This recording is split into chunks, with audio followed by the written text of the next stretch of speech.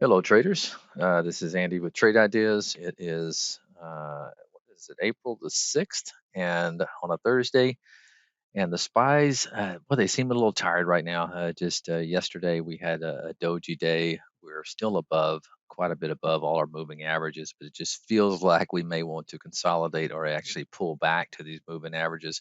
The longer term picture, we're still kind of in a uh, kind of being pinched in a wedge. I'm not going to draw that, but I think you guys are probably aware of that. But let's take a look at some opportunity today.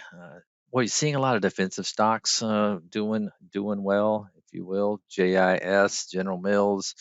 Of course, you got your Clorox, and just a lot of people moving in. Clorox actually doesn't look too bad. It's one of my calls for today. If the thing gets above a boring stock, I know, but if it gets above that 159 level, could be a nice little breakout there for a multi-month high there in that Clorox. Uh, let's see what else. I think you got to keep an eye on VST. Okay, this electrical power distribution. The utilities, they've been doing very, very well lately. This one had a huge move and now is trying to break its trend line. I would say if this thing can get back above this 20 period moving average, maybe above 24.32, could be worth a shot there in that VST. Uh, surprisingly, one of the brokers, Hood, I mean, I know this thing has been beaten up. The longer term picture, it's been in an ugly channel, but boy, it's really showing some resiliency here.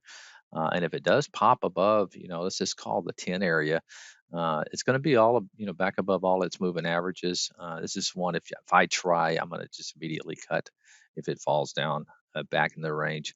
But anyway, not crazy. I'm actually more bearish on the market right now. So keep it tight out there. Have a good one.